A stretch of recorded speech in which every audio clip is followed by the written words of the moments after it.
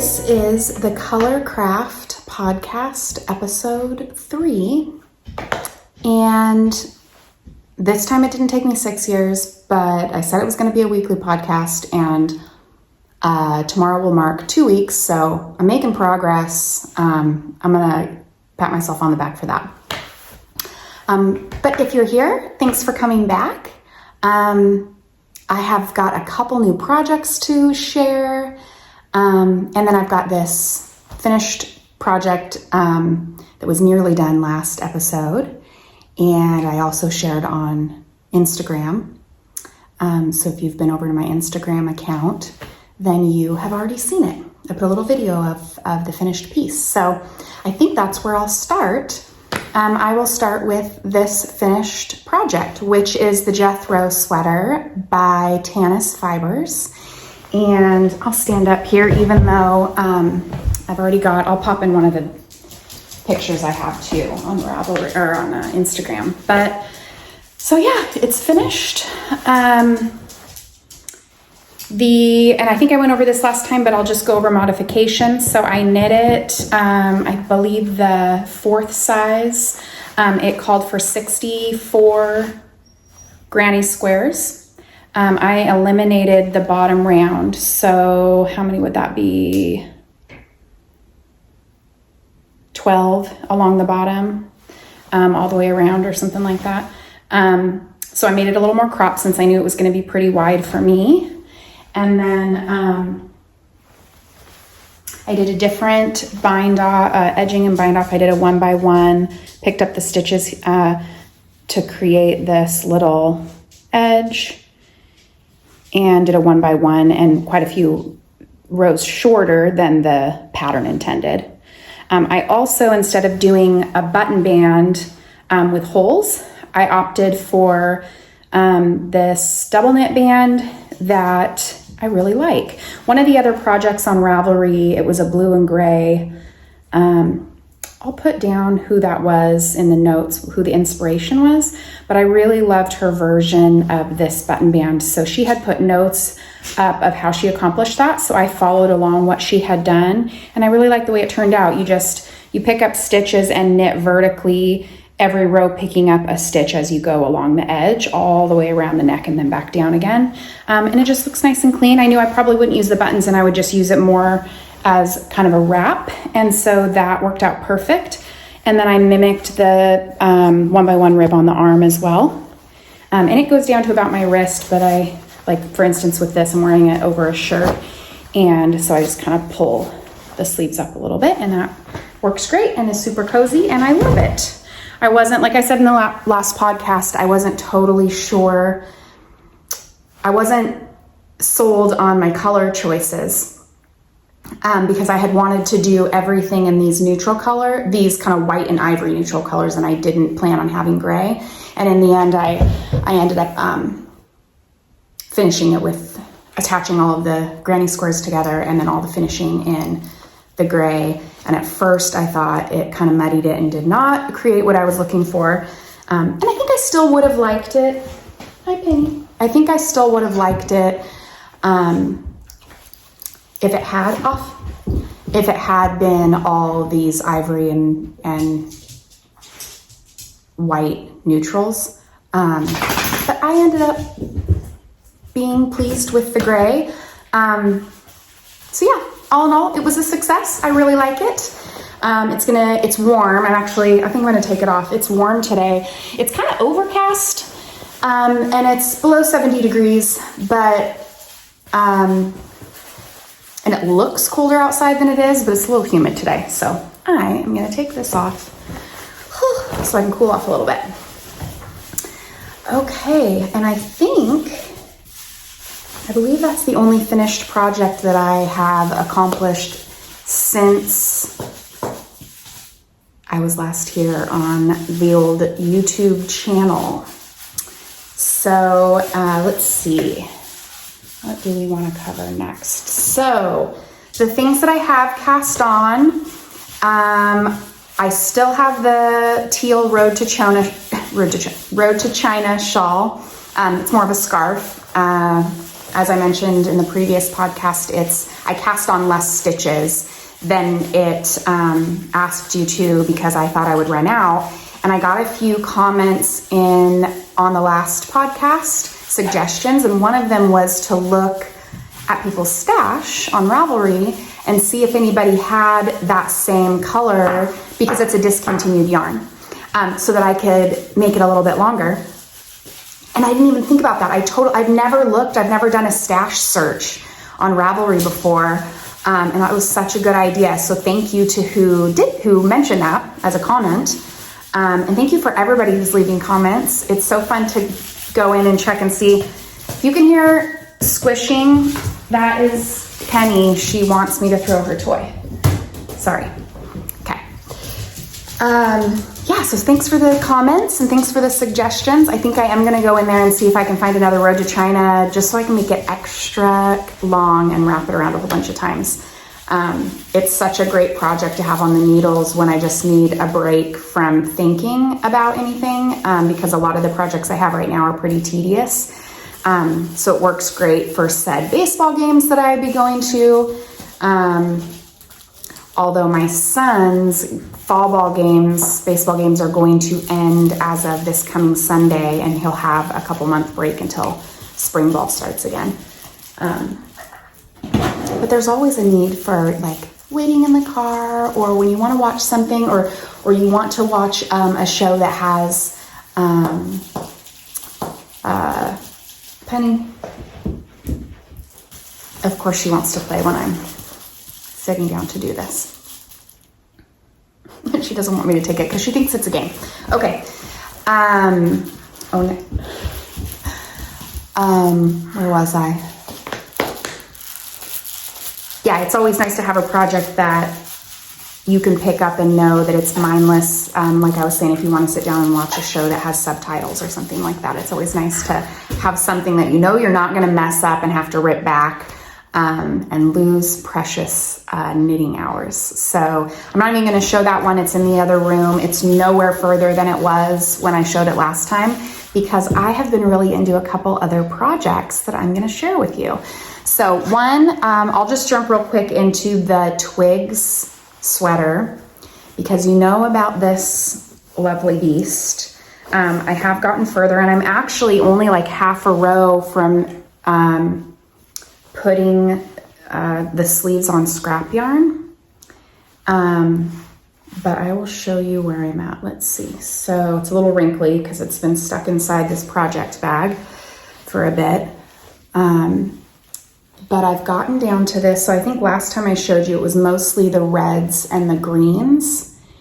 And I've gotten into some of these portions of browns and pinks. They're real subtle because this background gray neutral kind of color. What is it? Just a natural wool color. So there's not as much contrast with some of these lighter colors, but it's really fun. I still really like it, even though it's not as much of a pop as the reds and the greens. But I'm just about ready. I believe I have the rest of one more color work row to finish. I'm halfway done with that, and then a couple increase rows, and then I'm able to put the sleeves on scrap yarn, which is a huge milestone, as you know, because that means my rounds are going to go so much faster. And my knitting buddy, Brandy, she's also knitting the same sweater, and she in some really pretty teals and greens and blues, and like a lime green. It's really, really pretty.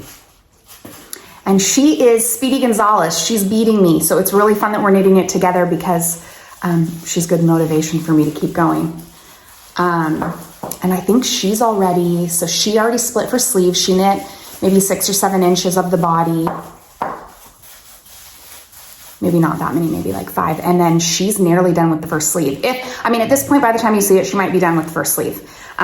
She can comment on here and tell us, but it's looking so good. And we both bought tickets a couple weeks ago. I think just right after this, I filmed the episode 2.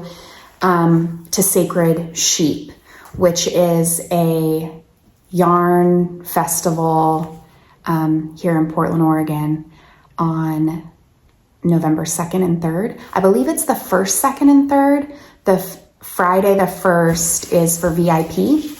And then you can go Saturday and Sunday. And so we got tickets for Sunday at 10 a.m. So if you're there, if you see us, come say hi. And I know a lot of other podcasters that I watch that are going to be there too. So I'm excited to spy some of my virtual knitting friends. And I guess they're not even friends yet, but they're going to be after I run into them. So that'll be really fun. She's probably going to be done with her sweater and she's going to be able to wear it to Sacred Sheep. I would love to wear mine to Sacred Sheep, but I don't know. That's a little overly ambitious for me right now. We'll see. So that's where I am on the Twigs, and it's been a really fun project, but I haven't been as dedicated to it as I had been the weeks previous, because I joined the Stephen West Mystery Knit Along. And I think it's year 15 for his Mystery Shawl Knit Along, which is insane to me to think about, because I joined his second Mystery Knit Along for his shawls. It must have been back, Holden was a baby, so 12 years ago or more. And I remember loving it, but he was a baby. And then I don't even think I totally finished it. I remember it. It was so much fun.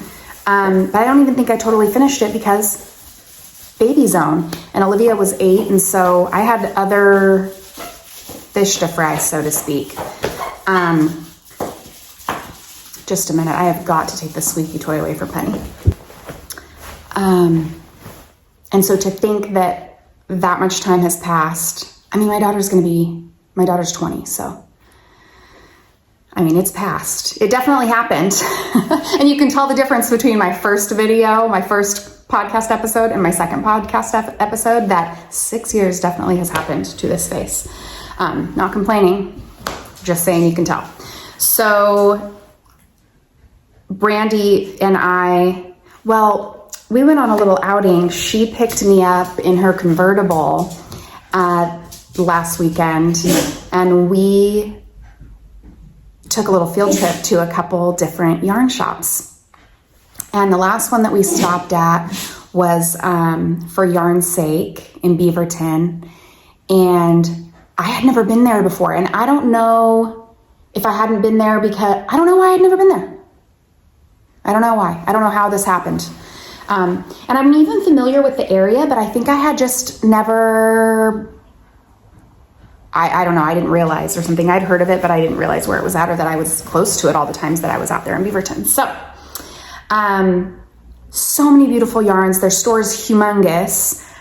They have lots of bright colors. And as we have established, I have decided to add bright colors to my knitting projects because it's so much fun.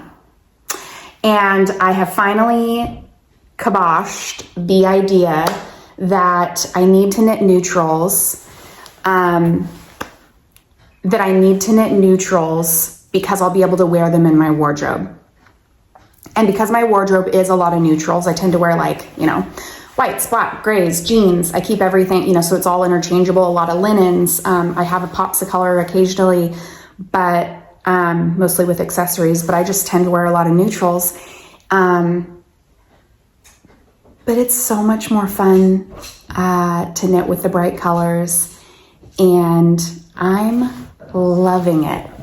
So if you're knitting the Stephen West Go-Go Dynamo shawl, is what it's called, then here's your disclaimer that I'm going to show the first clue, how far I am on the first clue. So if you don't want to see that, I will pop up here where you should scroll to in the video, fast forward in the video so that you don't see this, okay? So pause. Okay. So the colors that I chose, you needed to pick four skeins, two skeins each of two contrasting colors. And when Brandy and I were at this store in, for Yarn's Sake in Beaverton, I've had these two colors on my mind for a long time, like a bright orangey red tomatoey poppy, like a poppy color, and this pistachio light green. These have been colors that this combination that I've been eyeing for about a year now, and just loving, but never kind of picked them up or knew what project to work on. And Brandy suggested, why don't you, because I thought about socks, but I thought, I want it to be more prominent than that, and I love, love, love these colors. And so she said, well, the Stephen West knit along starts next week. Maybe you should join it, and you can use those colors. And I went, bam, that's it. So I picked MadTosh Porches Be Like color, that'll be backwards for you, but Porches Be Like MadTosh Light, color 413, and this really awesome, it's both of these are single ply. This really awesome green. And then Picante knitted with single fingering Picante. Bright a red, orangey goodness. And so I swatched it and I was so excited. So then when the Clue came out on Thursday, I started right away. I'm not done with Clue 1 yet. I still have a little ways to go, but I'll show you where I'm at. So you have to make 3 of these. There's lots of, so you have to put it on scrap yarn, and so there's lots of little things hanging out, but you have to make 3 of these little crescents. And so I chose the orangey as my main color, and that sagey green or seafoam green probably is more like it as the contrast color. And so it just makes these little bumps. So you have to make 3 of those. And then you start to piece them together with the rest of the Clue using garter stitch in between. So there's a crescent here, garter stitch, and then a crescent here. Sorry for all of these ends that are hanging everywhere. There's a lot going on right now. And so this one I finished, this little garter stitch edge. Now I'm on the middle one here. I've got a couple more rows to go. And then you'll attach the final crescent with another row of these garter ridges on the end. And then you pick up all the way along the top and do another little motif. And then you'll be ready for Clue 2, which comes out on Thursday. So today is Wednesday, so it comes out tomorrow. So I have some work to do on this if I want to start knitting on Clue 2 on Thursday morning. Love the yarn purchase, loved the field trip with Brandy. Thank you for taking me out on a little fall adventure. In fact, some of the footage from our outing is at the beginning of this podcast, and it was such a beautiful day. I think we both were a little bit bummed that it wasn't colder because it was really hot that day, and we were both fans of kind of that colder, chilly fall day. But it was gorgeous and was perfect for the convertible trip. Yeah, so really fun outing, getting to know Brandy better and having fun with her. In fact, I went to her house the other day we both did some knitting on our projects in her she shed. She has a really cute little studio outside of her house where she knits and has all of her yarn. So we had some tea and cake and sat out there and chatted, and it was really fun. In that first clue, he gives a video, Stephen West does, and mentioned that if you wanted to, and in fact, I think he actually said you could use mohair in the original kind of like preamble, but I thought, I'm not gonna worry about it. And then as I got going, he said the second clue will add mohair if you decide you wanna add it, and it can be a contrast color, a third color, a color that matches one of the other colors, whatever you want. And so I went over to, for yarn's sake, a couple days after the shawl clue, the first shawl clue was released, and picked up this really pretty tangerine color to add to my motif. So when clue 2 comes out, I'm excited to see how that is incorporated, but that was a super fun combo. I thought about adding the teal, and then when I saw this one, so this is Rowan Kidsilk Haze in Campsis, color 727. And I really like it. So that is the other project on my needles that's also tedious, but it's nice because there's an end point. Once you get the clue done, you can kind of set that aside and wait for the next one, unless you procrastinated like I did, and then now I've got to hustle. I mean, technically I don't have to. I can knit it at the speed that I want to, but it's really fun to knit the clue of the week that it's released and see everybody's progress. And so I kind of want to try to follow along if I can. So that is that. All right. And if Brandy wasn't, embarrassed enough that I keep talking about her on this episode, I've got more to say about you, girl. So while I was at her she shed knitting on projects, off penny, she was wearing Love Notes by Tin Can Knits. And this is, I'm telling you this story in reference to my next project that I'm going to share with you.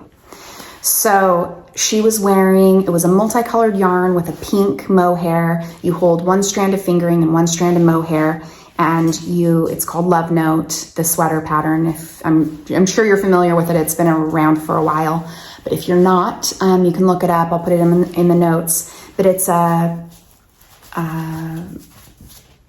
top-down sweater with a lace motif on the yoke right here. It's knit with size US 10 needles and size 7 for the cuffs and the collar. So it's a very open weave fabric when it's done. And it was super soft, it looked so cozy. And she had actually left the lace motif out because it was so busy. And she said, it's super fast, it's really fun to knit. I think she has several of them. But she said it's really fun to knit because it just goes so fast and you only need 2 skeins of fingering to knit a sweater, and then you add the mohair to it. Well, that stuck in my brain, and when I got home later in the evening, my friend Heidi, who has moved to Oaxaca, when she destashed, she left me a couple skeins of yarn, more than a couple, a lot of yarn. But one of them, 2 of them were this, which is, this is a knitwit yarn, and it's so funny because until I had been to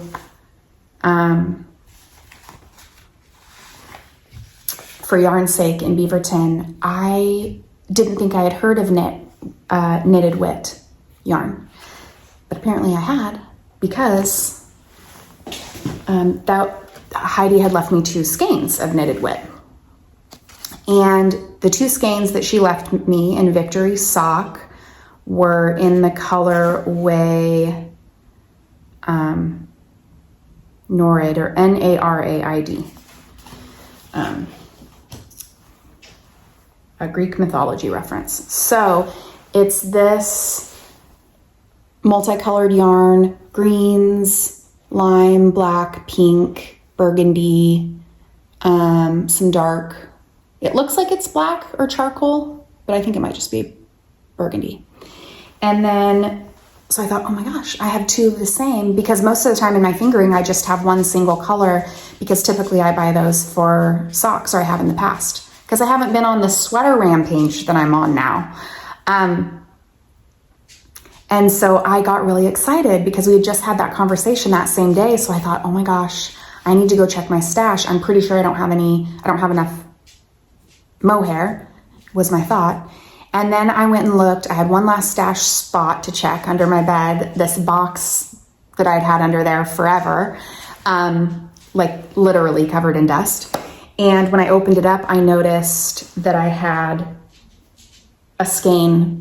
two skeins of art yarns. And do you guys remember art yarns? So art yarns was popular in like 2004, 5, 6, 7, and they were silk and mohair blends that had beads and sequins on them. A lot of things that were knit with it and patterns that were released with it and by art yarns were tank tops or t-shirts that were very form-fitting. In fact, hold on, I'm gonna go grab that skein. Okay. So this is the yarn and it's this burgundy color. And so I thought, oh man, I never thought that couldn't think of a project where I'd want to use it. I didn't know how I'd use it. I didn't know if I'd want to wear sequins. But then I thought, oh my gosh, those actually would work really well together and kind of mute some of these super neon-y colors a little bit, which is exactly what it did. So I wound it up. I only had 2 skeins. I knew it wasn't going to be enough. And I thought, okay, well, I'll just knit the yoke with the beads and the sequins, and then I'll get some mohair for the rest of the sweater in the same color. And that should work, right? So I got this mohair, which is pretty similarly colored, right? You'd think. It looks pretty similar to me. And I thought, well, that's great. And the nice thing about this yarn, there's a story coming, can't you tell? The nice thing about this yarn is that not the whole strand doesn't have the beading on it. Here's beading here, and then it goes away for a while, and then the beading comes back. So you don't have beads in the whole entire area. They just kind of speckle, they variegate through as you're knitting. And that was right up my alley. So I cast on right away that night. I wound up my yarn and I cast on. And I was very excited about it. And you actually, when you're starting the sweater, you do a provincial cast on so that you can go back and pick up the neck later, which I did. But then just yesterday, I picked up the neck. Yesterday morning, I picked up the neck and knit on it. So this is what I have so far. And on Instagram, there's some pictures where you can see the beading a little bit better. You can kind of see them periodically through there.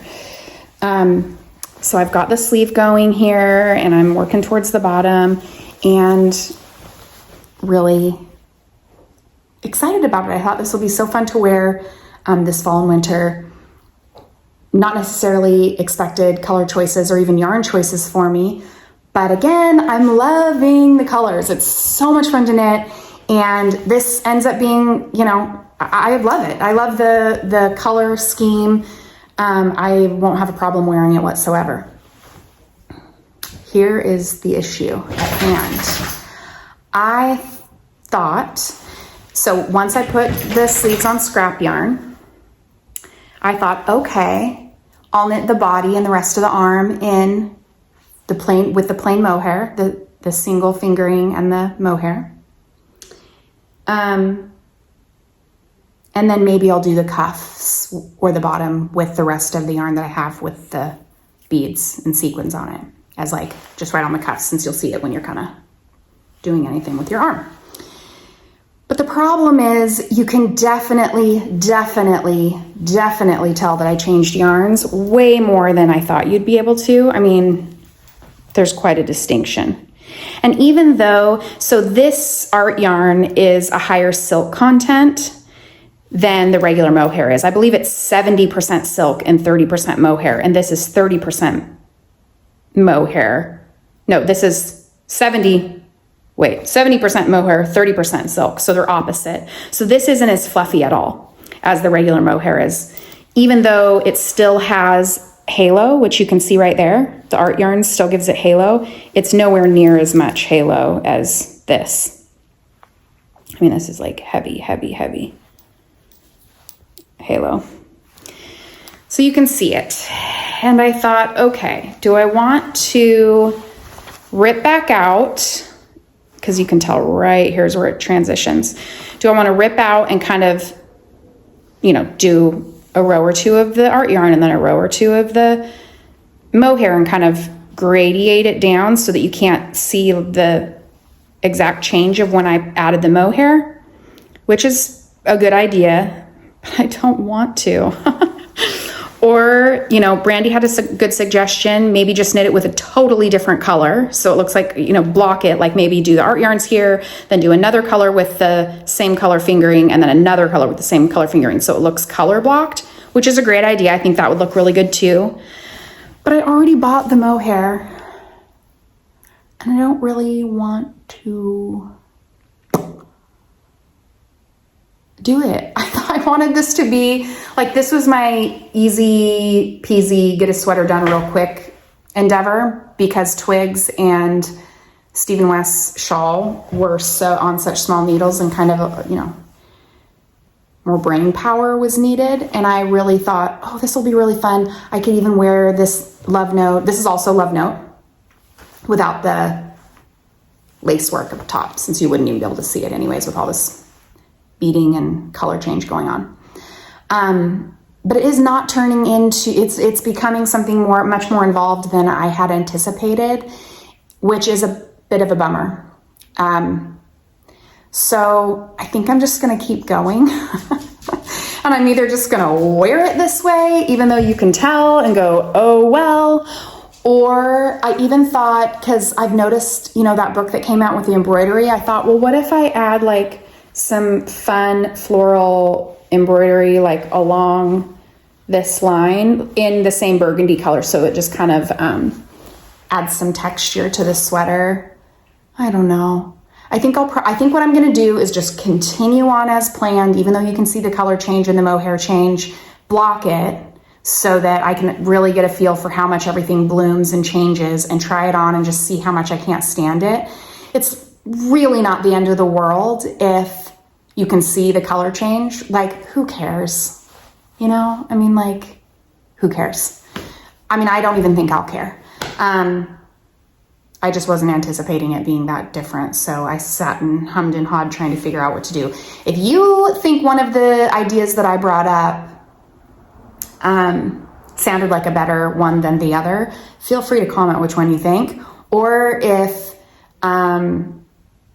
the path of least resistance, Rachel style of just going with it and seeing what happens when it's done, is a good plan, you can give me a little high five in comments and say, just keep going, who cares? Which is probably what I'm gonna do anyways, because that was the plan all along and I kind of don't want to veer from it. So yeah, so those are the only projects I have cast on. I really wanted to cast on for summer's October socks. If you don't know, she has a cuff club right now that she released. Right now she has August, September, and now October released. You can still go join the cuff club and you'll get all the patterns that have been released the 3 months so far, and then she'll just keep releasing more. It's so much fun. I haven't actually knit any of her cuff club yet. I will at some point, so I still wanted the patterns, but I haven't started yet. But I did really want to make the ghost motif that she released for October. She released ghost and apple cuffs, and so I got a tiny little mini skein of like a dark gray for the eyeballs of the ghost. I have white, and then I just have to decide on a sock color. But because I cast on the Love Note sweater, I decided to wait on the socks and get something else finished. I was hoping Love Note before I cast on the socks. So I'm hoping I can get Love Note done this week, and then I can cast on the ghost socks to have done to wear close to Halloween. Not that I can't wear them after, because I will, but just would be fun to have them for Halloween. And then I'll have the rest of the month, the rest of October, other than the ghost cuff socks, to try to finish the Twigs sweater to take to wear to sacred sheep.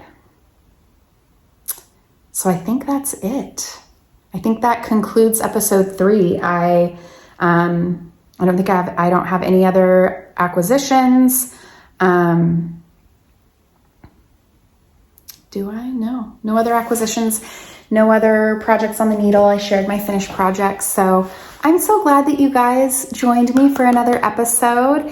One thing that I did want to share before I go is a little bit about myself. So I did share that a lot has changed, but I didn't really tell you anything about me personally that's going on, or even just about me personally in case you didn't even know from the first episode.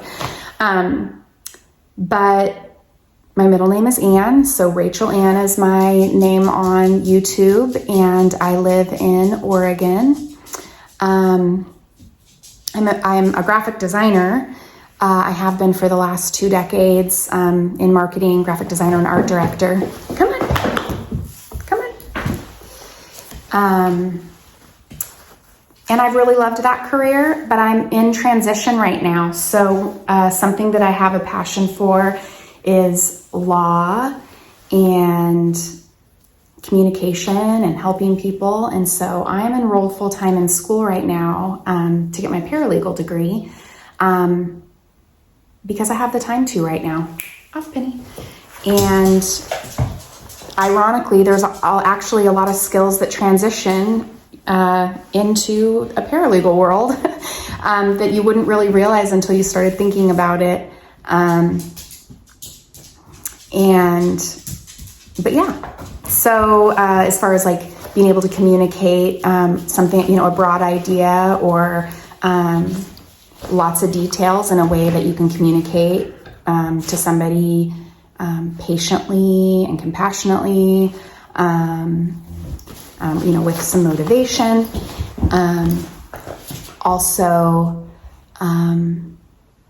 There's a lot of remote positions for paralegals, and I've been doing remote work for a long time. So just self-motivation and that sort of thing. So, and I really would like to work in family law just because I have some background personally and wishing that I would have had somebody who could advocate for me and be somebody that wasn't as lawyery. No offense to any lawyers watching, because not all lawyers are created equally. But in my experience, didn't have as much compassion, very expensive to point out details, and just didn't necessarily have the people skills necessary to walk somebody through such a vulnerable time in their lives. Whether it's a custody case or a divorce or both, or any other kind of family law endeavor. They're really scary. And they're very time consuming and all encompassing in your life. And it's really nice to feel like you can trust somebody, because the consequences of something going wrong or not being filed correctly or not knowing all the details before you embark on the decision that you're going to make can be detrimental to the rest of your life. So that is something that I am focusing heavily on right now. And I'm very excited about. I'm very much enjoying being back in school after so many years. And feel very passionate about what I can do with that degree after I'm finished. So I'm doing some freelance stuff on the side for graphic design, as well as school. So that is my world on a regular day-to-day basis. And then I fit knitting inside and all over all of it. My daughter is away in college and visits periodically, but she's a few hours away, so she's not here as often anymore. And then I share custody with my son, And so I have him every other week. So every other week, it's just me and Penny. So I have a lot of time to study on this new adventure that I'm on. And I also have a lot of time to knit, where I did not used to have as much time, as much quiet downtime where I'm not getting interrupted or having other responsibilities. And so I'm filling it up a lot with knitting and studying and essays and reading and papers and all of that. So that's me in a nutshell. And if you have any questions for me about anything else, feel free to ask. But yeah, so that's, I live alone other than when I have my son with me. And I'm a big baseball mom on the weeks on and off. when I go see him and cheer him on his baseball endeavors. Okay, well, I'm gonna leave it right there, and I'm gonna put this away. I did all my studying before I recorded this podcast. So now I'm going to make another, I think I'm on my third cup. Maybe I'll make tea, but another cup of coffee. And I'm gonna sit and knit. I'm gonna try to get my Twigs sleeves off on scrap yarn. I'm gonna finish up my clue for Stephen West's Go-Go Dynamo Shawl and do some editing on this video to get it up real quick, minimal editing, and ponder love notes and decide what I wanna do, even though I think we both know what I'm gonna do. Okay, bye. Have a great week, and thanks again for stopping in on my channel. Like and subscribe if you want to, and if you don't. All right, bye.